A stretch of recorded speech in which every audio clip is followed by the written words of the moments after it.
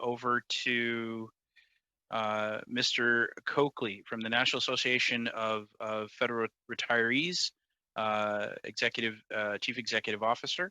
The next 5 minutes are all yours, sir. Merci, Monsieur le Président. Thank you, Mr. Chair.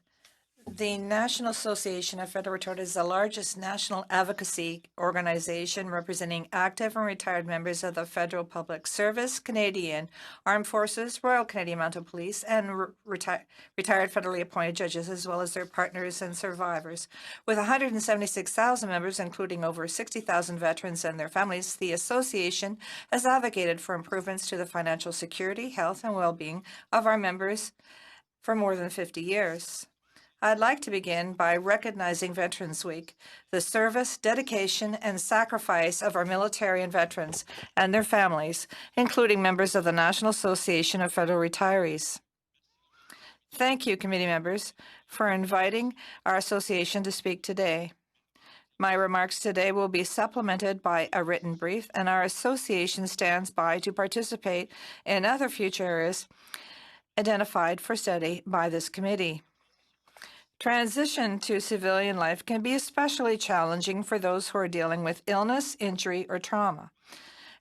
Unfortunately, this transition is often further complicated by the absence of a systematic approach to ensuring transitioning veterans have continuity of their access to primary medical care.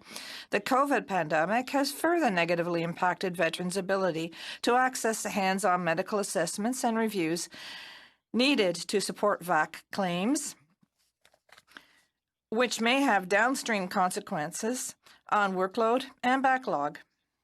These issues are compounded by unreasonable wait times for disability benefit processing at Veterans Affairs Canada, which results in lack of veteran confidence in a system they must rely on, and for some, re-traumatizing or compounding an existing moral or institutional injury.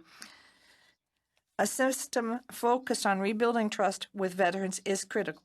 The infusion of $192 million to hire temporary employees to reduce the backlog is a welcome and necessary, and the department should be commended for continuing to address the backlog through the challenges of 2020. However, we must recognize that systemic issues led to this backlog. Already, this investment will prove insufficient to eliminate the backlog in 12 months, and there is little data on how a gender-based analysis lens is being used with this funding to ensure the backlog is addressed equitably. Because we know that women and francophones are disproportionately impacted by the backlog. On timely and transparent decisions from 2018. Anglophone applicants waited on average 24 weeks for a decision, while Francophones waited on average 45 weeks. That's a 21-week difference, or almost twice as long, with applications most often delayed during the adjudication stage. Veterans Affairs Canada recently shared that nearly 1/3 of decision-making staff are now French-speaking, and shared with stakeholders that the department has implemented a focused approach to triaging and processing Francophone veteran claims. And just last week, the department shared that it anticipates success in addressing the backlog of Francophone claims by the end of the year, a goal for which the department should be commended, but also held accountable.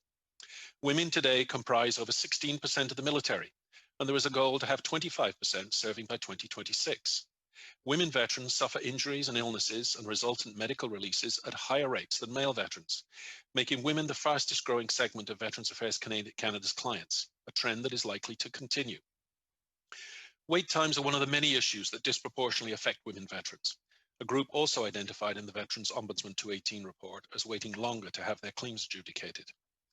42% of female clients waited over 40 weeks for a decision, while only 26% of male clients waited that long. We are aware of cases that were left pending for female veterans for more than 104 weeks, or 2 years. Less is known about the experience of RCMP women veterans in claiming processing, wait times, and backlog with Veterans Affairs.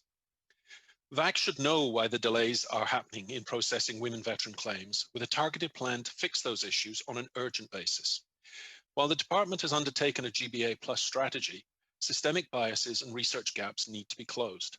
The sex and gender specific issues and needs of women veterans must be equitably addressed within the department and by the federal government. Specific, measurable goals and accountability are essential in rebuilding trust in the system. GBA Plus is a mandatory imperative that must be mainstreamed into everything Veterans Affairs does. This should be prioritized and properly resourced.